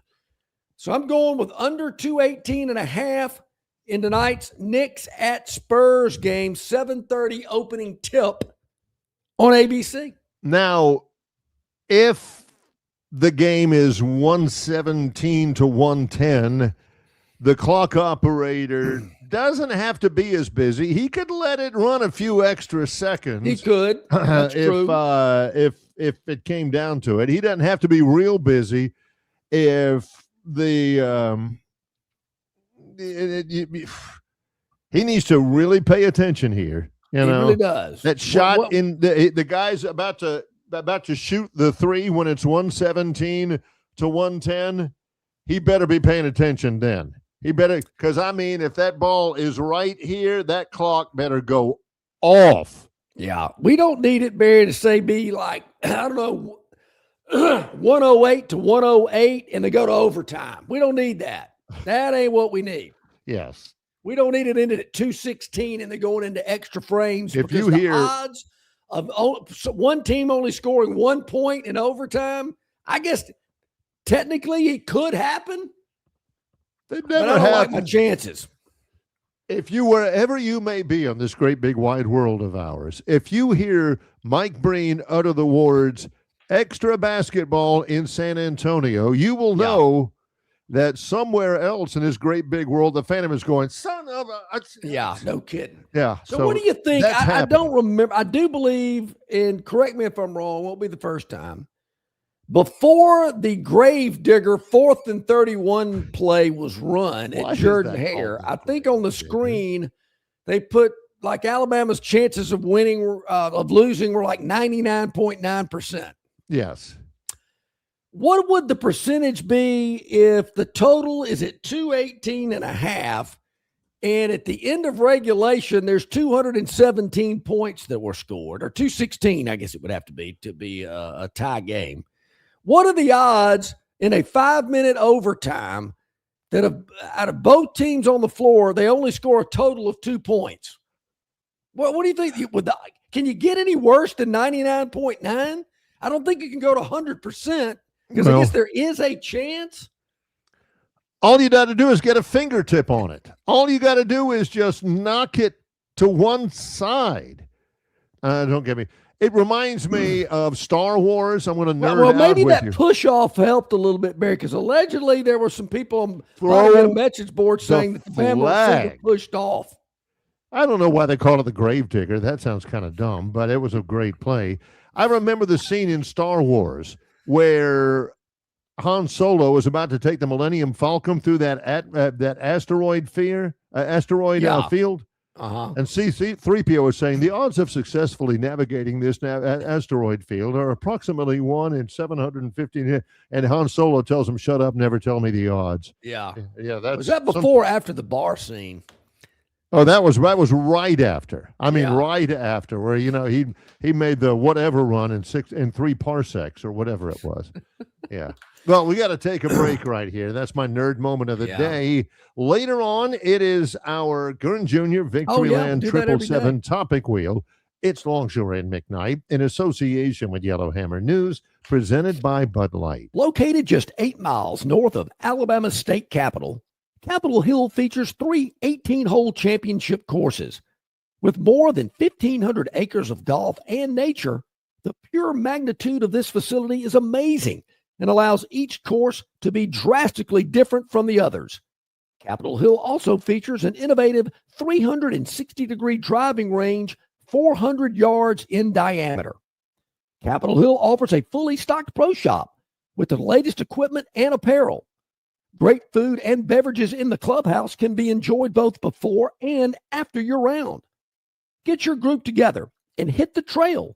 Go to rtjgolf.com/Capitol Hill for tee times and more information. Hey, bro, weirdest thing is happening at the game. This guy sitting next to me says, "You're our good luck charm. Every time I crack a Bud Light, we score a touchdown." Now his entire family wants to buy me Bud Lights. I think I'm some kind of a football prophet. Talk soon. The team needs me. Anything for Bud Light, the official beer sponsor of the NFL. Stock up today. Enjoy responsibly. Copyright 2025 Anheuser-Busch Bud Light Beer, St. Louis, Missouri. Located just 8 miles north of Alabama's state capital, Capitol Hill features 3 18-hole championship courses. With more than 1,500 acres of golf and nature, the pure magnitude of this facility is amazing and allows each course to be drastically different from the others. Capitol Hill also features an innovative 360-degree driving range 400 yards in diameter. Capitol Hill offers a fully stocked pro shop with the latest equipment and apparel. Great food and beverages in the clubhouse can be enjoyed both before and after your round. Get your group together and hit the trail. Go to rtjgolf.com/Capitol Hill for tee times and more information. Okay, back at it here, about 20 minutes to the top of the hour. Obviously, super regional baseball, very big topic Here it's going to get started, Yep. Doyle, in the state with 3 sites hosting Troy at 5 o'clock, hosting Little Rock on ESPNU. You can also Yep. check Barry and the Troy radio broadcast team. I recommend that. So looking forward to that. That's Friday. By the way, coming up in about 20 minutes from our live show, as we broadcast it live, it's 8:40 in the morning. In about 20 minutes, the Troy ticket office will open up for sales of general admission tickets at 9 o'clock at TroyTrojans.com. Auburn will open up on Friday as well. That's at 7 against Ole Miss on ESPN2. And Alabama will open up against St. John's. That'll be on ESPN2 at 8 o'clock at night. So so you got Troy at 4, Auburn at 7. Correct. So you can go right in from one game to another, unless they go extra innings. Yeah. Then you'll have to go dual screen. Alabama playing so late on Saturday. What's up with that? Ooh, yeah. That is that's not optimal. Of course, St. John's won the Tallahassee Regional. What's up with the St. John's program? Florida State, it is rough on Florida State lately, in case you haven't known. They get beaten twice by St. John's. St. John's. Yeah. They're in the middle of New York City. I didn't even know there was enough room in there for a field other than, Yankee Stadium or City Field. One of my go-tos, and I recommend to anybody, Dennis Mitchell recommends it as well. If you want to keep up with football and what's going on, one of my great places to go is something called footballscoop.com. Okay. That's where you can find out, where coaches are going, who's getting fired, who's taking a job somewhere else. I love it. It's footballscoop.com. Since 1999, the premier source for coaching information. Well, footballscoop.com. I like it. I realize it's not everybody out there. Yesterday afternoon, they came out with their Football Scoops preseason top 25. And basically, John, it matches a lot of other ones out there so far. It's way too early. We realize that. But some of the interesting ones, rated number 14. Okay. The Alabama Crimson Tide.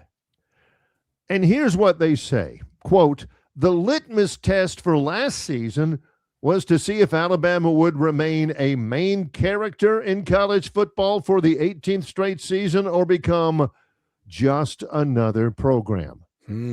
Judging by the fact that not a single selector, and they have a group of guys who do it, not a single selector placed the Tide in the top 10, we have our answer. And why would they? The last we saw this team, they were getting pushed up and down the field by another team in Crimson. Last year's number 8 preseason ranking was the lowest since 2008, and this year's will be 2. Yeah, you're going to start seeing more about that, Barry. And I just, look, I don't want to be the doom and gloomer, but as we were talking with Josh Harris, I'm finding it very difficult for Alabama to make the 12-team playoff. I really am. Based on what I've seen out of Kalen DeBoer, bad losses. They've had a couple of good wins, no doubt about that. But do Alabama fans really think they're going to get through Georgia, Texas A&M, LSU, at Tennessee? I mean, got Auburn as well on the schedule. Because they're Alabama? No. You got to have players. That stretch of Georgia, Tennessee, and Texas A&M, LSU, they play those 4 teams all in a row. I don't think they're going to lose all 4 of them, but 2 of them they could certainly lose. And you got to throw somebody else in there because history tells us they've stunk it up. So does 9-3 get you in the playoff? I don't know. I don't feel confident in saying that. I've also heard a lot, Barry, about Alabama's really focusing more on high school recruiting. That's kind of where their emphasis is because they can't compete with the NIL. But I've seen several reports, Yahoo Sports, ESPN, other places. Yeah, sports.com. teams and what they spend on NIL,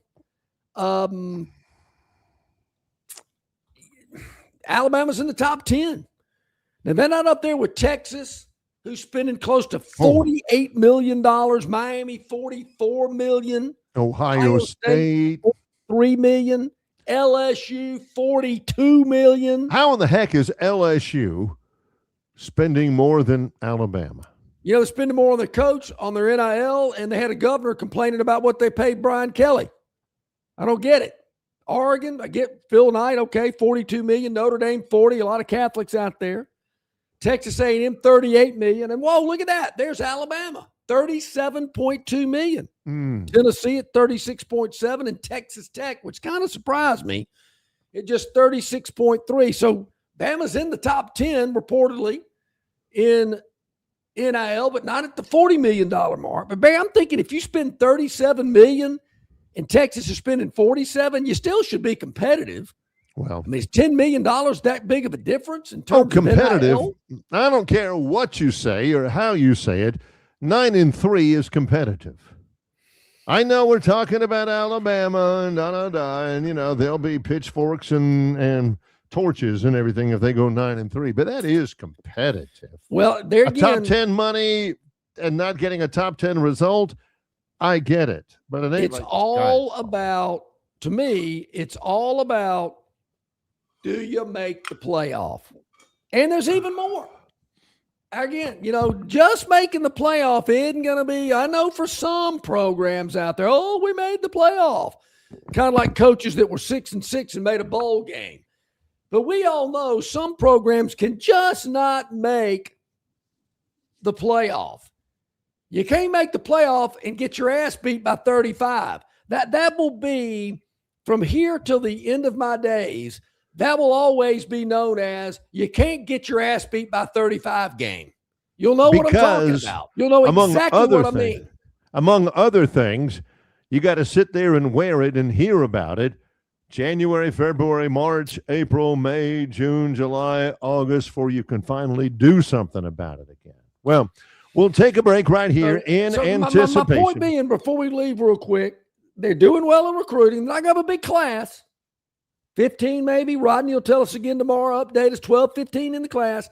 But, Barry, you got a top 10 NIL deal? To me, you got everything you need. You got to start winning. You do. That is true. Bottom line is you got everything you need to be successful. You may not have as much as some. You definitely have more than others, but you do have If you're in the top 10 in NIL, you better be competing. Stay with us. More to come in just a moment. It's our Longshore and McKnight show in association with Yellowhammer News, presented by Bud Light. Spring is in the air, and your garage door deserves a fresh start. At Dixie Overhead Door, we're helping you get ahead of wear and tear with a $49 garage door tune-up designed to keep everything running safely and efficiently. Even better, it's included for Dixie Cares Plan members. Noticed a problem? Save $50 on any repair and let our trusted team handle it quickly and professionally. Count on reliability, savings, and service you can trust. It doesn't matter if you're running drills at the park, playing pickup on a Saturday, or sinking the final putt. When you compete with your friends with Michelob Ultra on the line, competition isn't that friendly. The trash talk, next level, and the stakes, oh, those are crystal clear. With only 95 calories and superior smooth taste, it's the ultimate trophy. Superior is worth playing for. Michelob Ultra, superior light beer. Enjoy responsibly. Copyright 2025, Anheuser-Busch Michelob Ultra Light Beer, St. Louis, Missouri. Don't miss your chance to win big at Victoryland Casino. Play the latest, hottest, most exciting games around with fun bonuses and big jackpots. Don't miss out on your free play. Stop by Player Rewards today and check out this month's exciting free play promotions. Come see why our players keep coming back. You'll have more fun at Victoryland Casino, where you can be a winner too. Victoryland Casino, located off I-85 exit 22, Shorter, Alabama. Must be 21 or older. Okay, welcome back in, everybody. About 10 minutes or so to the top of the hour. I feel a lot better about, top 10 NIL, you're recruiting well. There's just no more excuses. I mean, that's the bottom line. Were there ever any excuses? I mean, excuses that you bought, excuses that you said, that's probably pretty legit. It's crap. I submit. Everybody bailed when Saban left. So what? I don't want to hear it. You got to be prepared for stuff like that.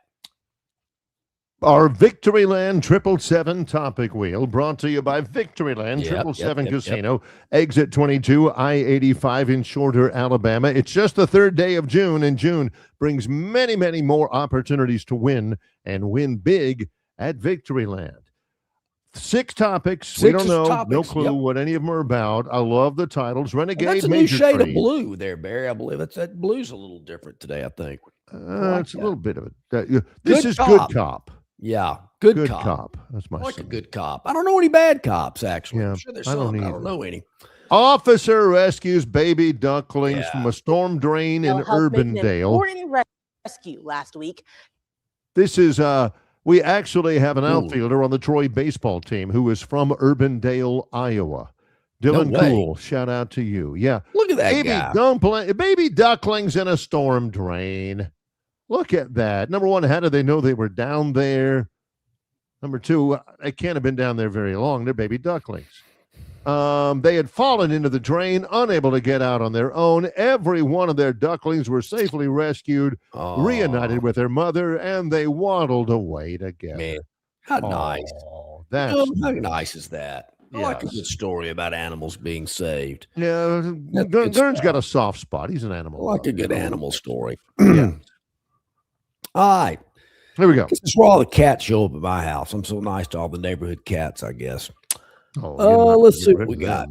Winter. Don't know that. Winter. That's when it's cold in Boston. Yeah. They call it winter. Is it snowed somewhere recently? No way. Not in June. What in the heck is that? Got dog biscuits in the car. Yeah. Oh, that's how you get the dog to come to the car here? Right. Where's this? Mailman. The Arctic or something? Da-da-da. Yep. Okay. Another animal story. Oh, Christmas story with the dog. I've got to be dog biscuits. Yeah. So, Barry, there was a mailman here in Montgomery in my neighborhood, and he would give all the dogs in the neighborhood a dog biscuit. And they would wait in the front yard. They knew what time he would come around the day. And some of these guys had those invisible fences so the dogs couldn't run out into the street. But they would be sitting there in the front yard waiting for the mailman, knowing they were going to get a dog biscuit. I'd go through a run in our neighborhood, and it always carried me by this big, huge fenced-in backyard about 6 doors down from me, and they had these two pit bulls. And I mean, they would bark at me. They'd run the entire fence. It'd be like 25 yards, and they'd run and they'd bark at me the whole time. So I started getting these cheap dog biscuits. And, John, it took 2 days. 2 days. I throw them each a dog biscuit. And the first time they were like, hey, what? Huh? Man, by day 3, they were my best friends. They loved me. They heard me, running up the street, and they all of a sudden, here they come to the corner. They're waiting for me like, hey, man, sorry about the barking at you for a month. We didn't mean it. Hey, how about another dog bit? Until finally the lady, she got in her car and she came back behind me. She says, don't feed my dogs dog biscuits anymore. I said, yes, ma'am, I'm sorry. I don't know why. I mean, it's interesting that you say that, Barry, because I've wondered about that. I mean, I've seen mailmen give dog biscuits to dogs. I'm thinking, what if the owner didn't want you to do that? What if the dog had some, digestive issue or something? That's what she was telling me as I'm running, and she's beside me. Don't feed my dog biscuits. So I haven't done it since. So if anybody wants like a bag of dog biscuits, they're about a year and a half old, but you can have them. Okay. I'm sure they'll still eat them. All right, 4 to go. Yeah, that's right. Look at that green shade. I like that one too. Green, blue, red, and green. Yellow. Yes. And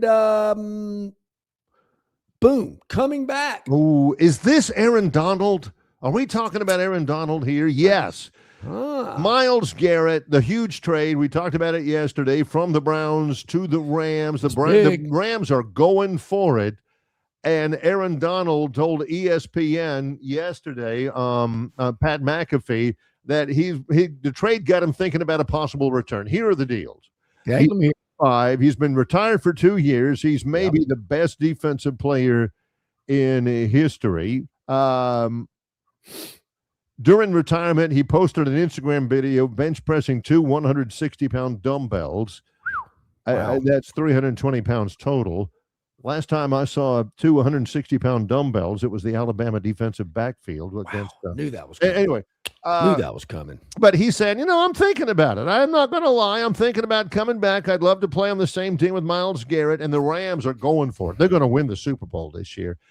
And I thought, that's maybe legit until I saw an Instagram post from Aaron Donald's wife, and she says, y'all so crazy. Y'all delusional. And I'm thinking, well, if the wife don't want it, then it ain't happening. Probably not. Yeah, that's the way it is. Probably not. So there you go. That's the story. Aaron Donald, he says he might, and if anybody currently retired could do it, it is him.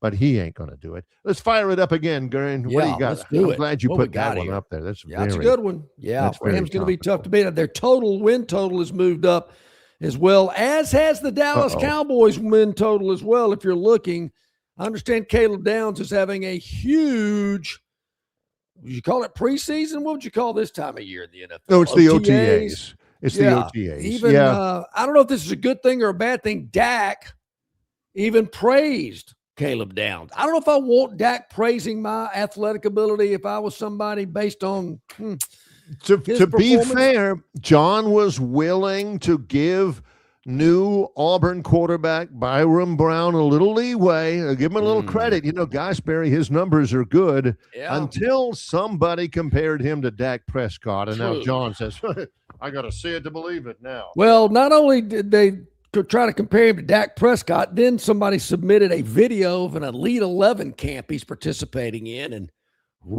he missed a couple of throws. Unbelievable. How long was the video, and how long were you watching? Oh, hang on. No, don't stop it yet. Let me see another one. Jeez. I just watched what was sent to me. Yeah. There were 3. There was 2 like at the feet of the receiver, and 1 was in the 3rd row. And I'm thinking, ooh, man, that looks like some former Auburn quarterbacks, not the current one. Auburn will always be there for him. Auburn will always. It's like knowing you got a 104-mile-an-hour fastball, and you're in a spot in the 9th inning, and you're thinking, man, I got a 104-mile-an-hour fastball. I'll throw that. I had been told, Barry, that what's going on? Well, I've always got Auburn. Bear this in mind. Yeah. Bear this in mind. In 4 years, Byron Brown has thrown for 8,000 yards. Wow. 61 touchdowns. 19 interceptions. Ooh. He has, let's see, his running numbers. Well, man, with numbers like that, Barry, for 2,265 yards. If you're doing it, that is 10,000 plus yards of total offense. And how long this guy been playing? A decade? He's been there for 4 years. So meanwhile, people are saying, hey, forget about the 10,000 yards of offense against real competition. Let's look at him throw in in shorts and a shirt. That's really him. Okay. Well, it sounds to me, Barry, that this guy ought to be at least Auburn's 9th or 10th preseason Heisman favorite. I mean, it'd be the first since Jeremy Johnson, obviously, but I mean, with numbers like that, this guy should be in the Heisman talk. Here we go. Back at it. It's back up again. We had a moment where Gurn was bringing out the ratchet wrench and the 30-weight oil. Madden curse. Oh, the Madden, the game's coming out. Madden's coming out.